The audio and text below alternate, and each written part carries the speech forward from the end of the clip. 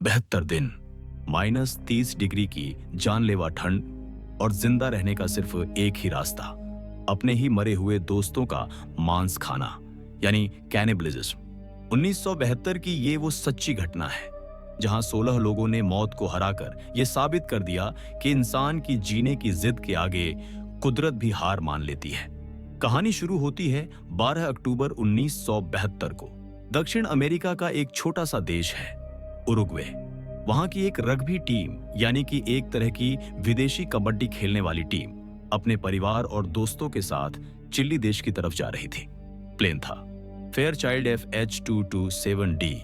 ये एक private chartered flight थी जिसमें माहौल हंसी मजाक से भरा हुआ था। नौजवान खिलाड़ी अपनी जीत के सपने देख रहे थे। उन्हें जरा भी अंदाजा नहीं था कि ये उनके जीवन का आखिरी सफर बनने वाला है। उरुग्वे से चिली जाने के लिए उन्हें दुनिया की सबसे लंबी पर्वत श्रृंखला एंडीज के पहाड़ों को पार करना था। ये पहाड़ उतने ही ऊंचे और उतने ही खतरनाक हैं जितने हमारे यहाँ हिमालय। सफर के दौरान मौसम इतना बिगड़ गया कि प्लेन आगे नहीं जा सकता था। मजबूरी में उन्हें एक रात के लिए बीच रास्ते में ही अर्जेंटीना देश में रुकना पड़ा। अगली सुबह यानी 13 अक्टूबर को भी आसमान साफ नहीं था। घने बादल छाए हुए थे और खतरा अब भी बना हुआ था। लेकिन पायलट को अपनी काबिलियत पर कुछ ज्यादा ही भरोसा था। उसने सोचा कि वो खराब मौसम के बावजूद इन खतरनाक पहाड़ों को पार कर लेगा। बस पायलट की यही जिद उसकी सबसे बड़ी और आखिरी गलती साबित हुई। ऊपर आसमान में घने बादल थे। पायलट को बाहर कुछ भी नजर नहीं आ रहा था, सिर्फ धुंध ही धुंध थी। वो प्लेन को अपनी आंखों से नहीं बल्कि कॉकपिट में लगे मशीनों और मीटरों यानी इंस्ट्रूमेंट्स के भरोसे उड़ा रहा था। तभी उसे एक जानलेवा गलतफहमी हो गई। उसे लगा कि उसने ऊंचे पहाड़ पार कर लिए हैं और अब वो सुरक्षित है। इसी भरोसे में उसने प्लेन को नीचे उतारना शुरू कर दिया। लेकिन हकीकत में वो जमीन की तरफ नहीं बल्कि बादलों के पीछे छिपी मौत की तरफ बढ़ रहा था। जैसे ही प्लेन बादलों से बाहर निकला, सामने सफेद पहाड़ की एक विशाल दीवार खड़ी थी। मौत को सामने देखकर पायलट के हाथ पांव ठंडे पड़ गए, लेकिन उसने हार नहीं मानी। उसने प्लेन के कंट्रोल योक को अपने दोनों हाथों से कसकर पकड़ लिया और पूरी ताकत लगाकर उसे अपनी छाती की तरफ खींचा ताकि प्लेन ऊपर उठ सके। उसने इंजन की पावर फुल कर दी। प्लेन के इंजन किसी जख्मी जानवर की तरह चीखने लगे। प्लेन का नोज ऊपर उठा भी ऐसा लगा कि शायद वो बच जाएंगे, लेकिन कुदरत के आगे मशीन हार गई। अब बहुत देर हो चुकी थी। एक भयानक आवाज गूंजी और प्लेन का पिछला हिस्सा पहाड़ की चोटी से जा टकराया। प्लेन के पंख टूट चुके थे, पूंछ गायब थी। अब वो प्लेन नहीं रहा था बल्कि लोहे का एक बिना ब्रेक वाला बक्सा बन चुका था जो 300 किलोमीटर प्रति घंटे की रफ्तार से बर्फ की ढलान पर नीचे फिसल रहा था। अंदर बैठे मुसाफिर अपनी अपनी सीटों से जकड़े हुए थे। किसी को समझ नहीं आ रहा था कि क्या हो रहा है। खिड़की के बाहर सिर्फ सफेद मौत दौड़ रही थी। अचानक एक जोरदार झटका लगा। प्लेन बर्फ के एक बहुत बड़े ढेर यानी ग्लेशियर से टकराया और रुक गया। उस पल सब कुछ थम गया। एक अजीब सा सन्नाटा छा गया, लेकिन यह शांति नहीं थी, ये मौत का सन्नाटा था। शुरुआत के कुछ सेकंड तक तो किसी को कुछ समझ नहीं आया, लेकिन जैसे ही लोगों को होश आया, वो जानलेवा सन्नाटा दर्दनाक चीखों में बदल गया। अंदर का नजारा किसी बूछड़खाने यानी स्लॉटर हाउस से कम नहीं था। टक्कर इतनी जोरदार थी कि प्लेन की सीटें अपनी जगह से उखड़ चुकी थीं और ताश के पत्तों की तरह एक दूसरे के ऊपर चढ़ गई थीं। सबसे बुरा हाल उनका था जो आगे बैठे थे। लोहे की सीटों और मलबे का पहाड़ उनके ऊपर गिर चुका था। किसी का पैर सीटों के बीच बुरी तरह फंसा हुआ था, तो कोई अपने ही दोस्तों की लाशों के नीचे दबा हुआ मदद के लिए चिल्ला रहा था। फर्श पर टूटे हुए कांच, फटे हुए कपड़े और खून बिखरा पड़ा था। प्लेन का पिछला हिस्सा खुला हुआ था, जहां से हड्डियां जमा देने वाली बर्फीली हवा अंदर घुस रही थी। उस एक झटके में 45 में से 12 लोग अपनी जान गंवा चुके थे, लेकिन जो जिंदा बचे थे उनकी हालत मुर्दों से भी बदतर थी। वो घायल थे, डरे हुए थे और हजारों फुट ऊंचाई पर बर्फ के एक वीरान रेगिस्तान में पूरी तरह अकेले थे। उन्हें अभी ये पता नहीं था कि उनकी असली परीक्षा तो अब शुरू होने वाली थी। सूरज ढल चुका था और जैसे ही अंधेरा फैलने लगा, एंडीज के पहाड़ों ने अपना असली रंग दिखाना शुरू कर दिया। वहां रात का मतलब सिर्फ अंधेरा नहीं होता, वहां रात का मतलब होता है मौत। तापमान गिरते गिरते -30 तक पहुंच गया। इतनी भयानक ठंड जिसमें इंसान का खून तक जम सकता है। और उनके पास क्या था? सिर्फ गर्मियों के पतले कपड़े। जिंदा रहने का बस एक ही तरीका था, एक दूसरे से सटकर बैठना, एक दूसरे की सांसों की गर्मी चुराना। लेकिन मुसीबत ये थी कि प्लेन का पिछला हिस्सा टूटकर अलग हो चुका था। पीछे एक विशाल और जानलेवा सुराख बन गया था। उसी सुराख से बर्फीली हवा सीधी अंदर घुस रही थी, ऐसी हवा जो इंसान को कुछ ही मिनटों में जमा दे। उस हवा को रोकने के लिए उन्होंने दिमाग लगाया। उन्होंने मुसाफिरों के भारी भरकम सूटकेस और टूटी हुई सीटों को एक के ऊपर एक जमाकर उस खुले हिस्से पर एक अस्थायी दीवार खड़ी कर दी। इस दीवार ने हवा को काफी हद तक रोक दिया। प्लेन का वही टूटा फूटा हिस्सा अब उनका छोटा सा घर बन चुका था। लेकिन वो रात उनकी जिंदगी की सबसे लंबी रात थी। अगली सुबह एक नई मुसीबत लेकर आई, प्यास। चारों तरफ अरबों टन बर्फ फैली हुई थी, लेकिन वो उसे खा नहीं सकते थे। सीधी बर्फ खाने से मुंह और गला जलने लगता है, शरीर का तापमान और नीचे गिर जाता है और मौत और जल्दी आ जाती है। लेकिन इंसानी दिमाग हार मानने वालों में से नहीं होता।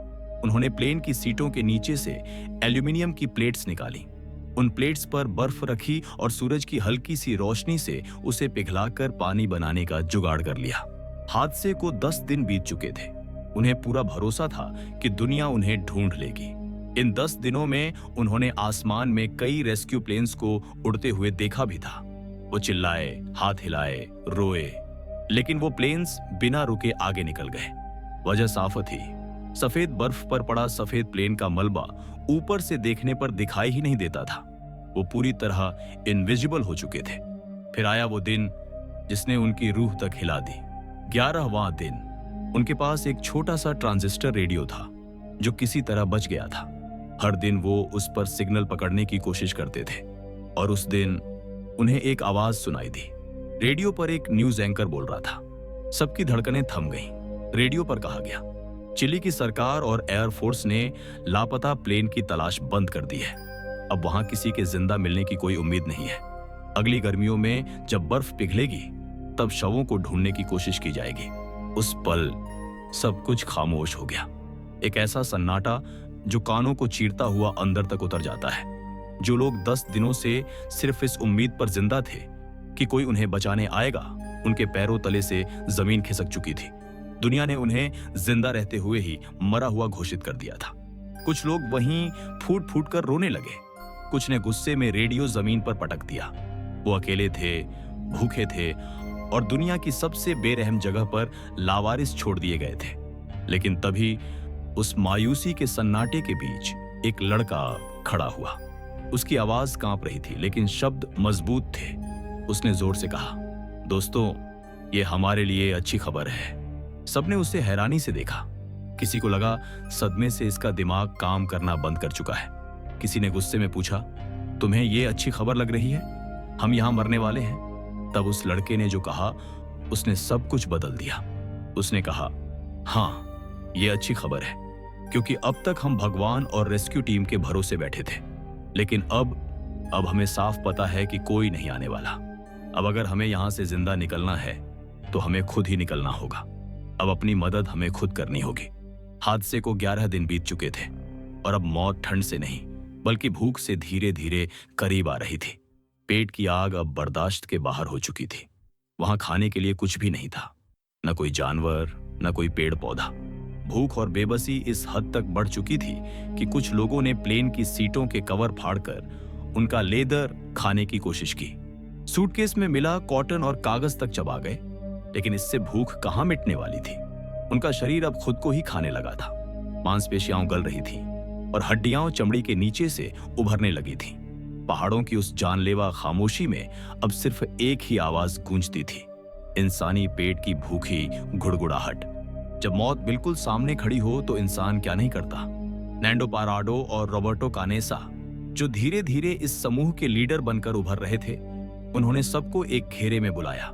वहां एक ऐसी बहस शुरू हुई जिसकी कल्पना करना भी पाप जैसा लगता है। सवाल सीधा था, क्या जिंदा रहने के लिए हम अपने मरे हुए दोस्तों के शरीर को खा सकते हैं? जैसे ही यह सवाल उठा, वहां हंगामा मच गया। कई लोगों ने साफ मना कर दिया।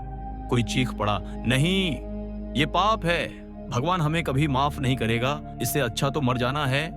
किसी के लिए वो लाश उसका सबसे करीबी दोस्त थी, तो किसी के लिए उसका भाई। वो अपने अपनों को कैसे खा सकते थे? लेकिन तभी भीड़ में से एक नौजवान ने वो बात कही जिसने सबकी सोच को हिला दिया। उसने कहा, दोस्तों, अगर मैं मर जाऊं तो मैं चाहता हूं कि तुम लोग मेरा शरीर खा लो, ताकि तुम जिंदा रह सको और घर लौट सको। मैं नहीं चाहता कि मेरी मौत बेकार जाए। उसकी इस बात ने सबको भीतर तक झकोर दिया। धीरे धीरे एक एक करके सभी ने यही वादा किया। ये एक डेथ पैक्ट था। और फिर कांपते हुए हाथों से उन्होंने वो फैसला लिया जो कोई इंसान सपने में भी नहीं सोच सकता। दृश्य बेहद डरावना और घिनौना था। उनके पास चाकू नहीं थे, इसलिए उन्होंने टूटे हुए कांच के टुकड़ों का इस्तेमाल किया। कांच से मांस काटा गया और उसे बर्फ पर धूप में सुखाया गया ताकि वो थोड़ा खाने लायक हो सके। जब पहला निवाला मुंह में डालने का वक्त आया तो हाथ कांप रहे थे, आंखों में आंसू थे। कई लोग खाते ही रो पड़े, कई लोगों को उल्टियां हो गई। उन्हें यकीन ही नहीं हो रहा था कि वो क्या कर रहे हैं। लेकिन जैसे ही पेट में कुछ पहुंचा, उनके सुन्न पड़े दिमाग ने फिर से काम करना शुरू किया। उस भोजन ने उन्हें मौत से लड़ने की एक नई ताकत दी। अब उन्हें लगा कि शायद वो बच जाएंगे, लेकिन किस्मत को शायद ये मंजूर नहीं था कि वो इतनी आसानी से बच निकले। उनकी परीक्षा अभी खत्म नहीं हुई थी। एक और कहर टूटना अभी बाकी था। 29 अक्टूबर 1972। हादसे को 16 दिन बीत चुके थे। रात का वक्त था। सब लोग प्लेन के टूटे हुए मलबे के अंदर एक दूसरे से चिपक कर सो रहे थे। बाहर भयानक तूफान चल रहा था। तभी अचानक अंधेरे में एक ऐसी आवाज गूंजी जैसे हजारों टन वजनी कोई ट्रक पूरी रफ्तार से उनकी तरफ दौड़ता आ रहा हो। किसी को कुछ समझने का मौका भी नहीं मिला। एक विशाल बर्फीला तूफान यानी एवलांच पहाड़ से नीचे उतरा और सीधा प्लेन के मलबे से जा टकराया। पलक झपकते ही पूरा प्लेन अंदर से बर्फ से भर गया। जो लोग सो रहे थे वो नींद में ही बर्फ के नीचे दब गए। नैंडो पाराडो की जब आंख खुली तो वो हिल नहीं पा रहा था। उसके ऊपर 4 फीट मोटी ठोस बर्फ जमा हो चुकी थी। सांस लेना नामुमकिन हो गया था। उसे लगा कि बस यही अंत है। लेकिन तभी उसके एक दोस्त ने अंधेरे में हाथ मारकर बर्फ हटाई और नैंडो का चेहरा बाहर निकाला। नैंडो ने एक लंबी सांस ली, लेकिन सब इतने किस्मत वाले नहीं थे। उस एक रात ने उनसे उनके 8 और दोस्तों को छीन लिया। जो लोग प्लेन क्रैश में बच गए थे उन्हें कुदरत ने बर्फ की कब्र में जिंदा दफन कर दिया था। अब हालात और भी भयानक हो चुके थे। पूरा प्लेन बर्फ के नीचे दब चुका था। बाहर निकलने का कोई रास्ता नहीं था।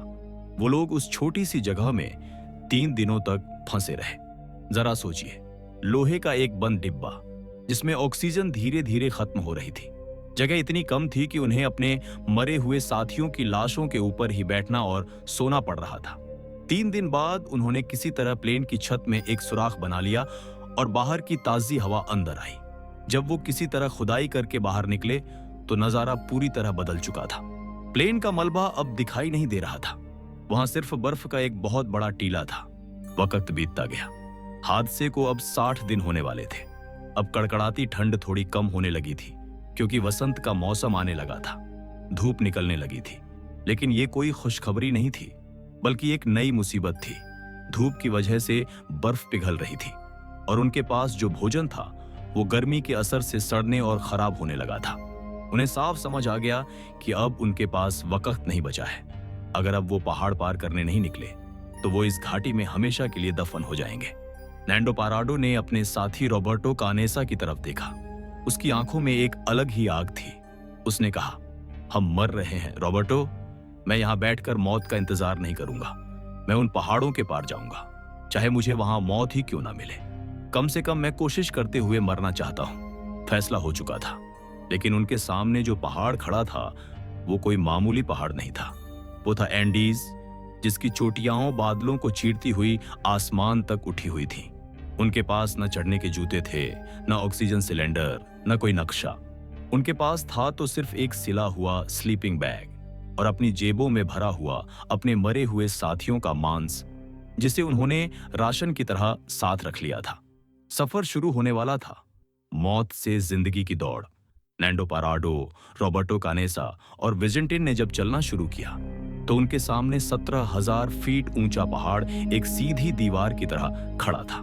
जरा सोचिए, उनके पास न तो पहाड़ चढ़ने के जूते थे, न कोई नक्शा, न कोई औजार। अपने पैरों को ठंड से बचाने के लिए उन्होंने प्लेन की सीटों के कुशन कवर लपेट रखे थे।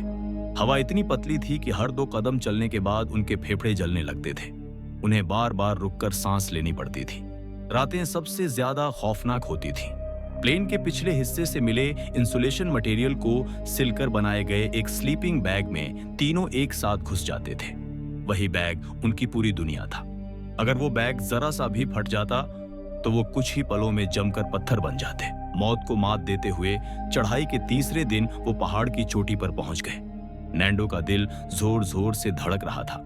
उसे उम्मीद थी कि चोटी के उस पार उसे चिल्ली की हरी भरी घाटियां दिखाई देंगी, उसे जिंदगी दिखाई देगी। लेकिन जैसे ही उसने चोटी से नीचे देखा, उसके पैरों तले जमीन खिसक गई। सामने हरियाली नहीं थी, सामने सिर्फ बर्फ थी, बर्फ और बर्फ, मीलों तक फैले हुए अनगिनत बर्फीले पहाड़। उसी पल नैंडो को एहसास हो गया कि पायलट ने उन्हें गलत जगह का अंदाजा दिया था। वो चिली की सरहद पर नहीं थे, वो एंडीज के बिल्कुल बीचों बीच दुनिया से कटे हुए फंसे थे। राशन बहुत कम बचा था, इसलिए नैंडो ने विजेंटिन को अपना सारा खाना देकर वापस भेज दिया ताकि बचा हुआ मांस सिर्फ 2 लोगों के लिए काफी हो सके। अब इस विशाल सफेद रेगिस्तान में सिर्फ नैंडो और रॉबर्टो रह गए थे। नैंडो ने रॉबर्टो की आंखों में देखा और वो शब्द कहे जो बाद में इतिहास बन गए। शायद हम मरने वाले हैं रॉबर्टो, लेकिन मैं इन पहाड़ों में बैठकर ठंड से मरना नहीं चाहता। मैं चलते हुए मरना चाहता हूँ। अगले 7 दिनों तक वो दोनों पागलों की तरह चलते रहे। सूरज की सीधी किरणों ने उनकी चमड़ी जला दी थी। होंठ फटकर काले पड़ चुके थे। वो अब इंसान नहीं लग रहे थे, बल्कि चलती फिरती लाशों जैसे दिखाई दे रहे थे। लेकिन फिर 9वें दिन अचानक नजारा बदल गया। बर्फ कम होने लगी, सफेद रंग धीरे धीरे हरे रंग में बदलने लगा। उन्हें जमीन पर थोड़ी घास दिखाई दी, फिर कुछ फूल दिखे, और तभी उनके कानों में एक आवाज गूंजी, पानी की आवाज। एक नदी बह रही थी। हादसे के 71 दिन बाद उन्होंने पहली बार जिंदगी के निशान देखे थे। उनकी आंखों से आंसू बह निकले, लेकिन शरीर इतना टूट चुका था कि अब उनमें रेंगने की भी ताकत नहीं बची थी। तारीख थी 20 दिसंबर की शाम। नदी के दूसरी तरफ एक आदमी घोड़े पर सवार खड़ा था। वो कोई फरिश्ता नहीं था, बल्कि चिल्ली का एक मामूली चरवाहा था। उसका नाम था सर्जियो कैटालन। नदी की लहरों का शोर इतना तेज था कि वो चिल्लाकर बात नहीं कर सकते थे। नैंडो ने इशारों में मदद मांगी। उसने हाथ जोड़े। सर्जियो समझ गया कि ये लोग मुसीबत में हैं। उसने एक कागज और पेंसिल को पत्थर से बांधा और पूरी ताकत से नदी के पार फेंक दिया। नैंडो ने कांपते हुए हाथों से वो शब्द लिखे जो आगे चलकर इतिहास बन गए। मैं उस प्लेन से हूं जो पहाड़ों में गिर गया था। मैं उरुग्वे से हूं। हम पिछले 10 दिनों से चल रहे हैं। वहां ऊपर टूटे हुए प्लेन में अभी भी 14 लोग जिंदा हैं। हमारे पास खाने को कुछ नहीं है। हम बहुत कमजोर हैं। कृपया हमारी मदद करें। उसने वो पत्थर वापस नदी के पार फेंक दिया। जैसे ही सर्जियो ने वो नोट पढ़ा, उसके पैरों तले जमीन खिसक गई। वो समझ गया कि ये कोई मामूली मामला नहीं है। वो बिना रुके पूरे 10 घंटे तक घोड़ा दौड़ाता हुआ नजदीकी पुलिस चौकी पहुंचा। उधर प्लेन के मलबे के पास बाकी बचे हुए 14 लोग रेडियो से कान लगाए बैठे थे। अचानक रेडियो पर एक खबर आई जिसने वहां मौजूद हर इंसान को रोने पर मजबूर कर दिया। न्यूज एंकर की आवाज कांप रही थी। 2 लोग पहाड़ों से बाहर निकल आए हैं। एंडीज के उस क्रैश में रग्बी टीम के सदस्य जिंदा हैं। 72 दिनों से मौत देख रही वो वीरान घाटी आज खुशी की चीखों से गूंज उठी। वो 14 लोग जो मौत का इंतजार कर रहे थे, एक दूसरे को गले लगाकर बच्चों की तरह रो पड़े। 22 दिसंबर को पहाड़ों के बीच हेलीकॉप्टरों की गड़गड़ाहट सुनाई दी। वो आवाज उनके लिए किसी संगीत से कम नहीं थी। जब हेलीकॉप्टर नीचे उतरे और रेस्क्यू टीम ने उन लोगों को देखा तो वो सन्न रह गए। वो इंसान कम जिंदा कंकाल ज्यादा लग रहे थे। हड्डियों का ढांचा, जली हुई चमड़ी और धंसी हुई आंखें। 72 दिनों का नर्क अब खत्म हो चुका था। जब ये लोग वापस लौटे तो पूरी दुनिया ने इसे एंडीज का चमत्कार कहा। डॉक्टर हैरान थे कि बिना खाने और गर्म कपड़ों के कोई इंसान इतने दिनों तक जिंदा कैसे रह सकता है। लेकिन जब दुनिया को वो कड़वा सच पता चला कि जिंदा रहने के लिए उन्होंने क्या किया था, तो हर तरफ सन्नाटा छा गया। मीडिया में सवाल उठने लगे, क्या उन्होंने इंसानी मांस खाया था? कुछ लोगों ने उन्हें राक्षस कहा, कुछ ने उनकी आलोचना की, लेकिन उन 16 बचे हुए लोगों ने पूरी दुनिया के सामने अपनी सच्चाई रखी। उन्होंने बताया कि ये कोई शौक नहीं था, ये मजबूरी थी। उन्होंने उस वादे के बारे में बताया जो उन्होंने एक दूसरे से किया था कि उनके दोस्त मरते वक्त अपना शरीर उन्हें सौंप गए थे ताकि वो जिंदा रह सकें। धीरे धीरे दुनिया ने उनकी मजबूरी को समझा। चर्च ने भी कहा कि जान बचाना सबसे बड़ा धर्म है और उन्हें माफ कर दिया गया। आज उस जगह पर जहां प्लेन क्रैश हुआ था, वहां एक बड़ा पत्थर रखा है। उस पत्थर पर उन 29 लोगों के नाम लिखे हैं जो कभी वापस नहीं लौट सके।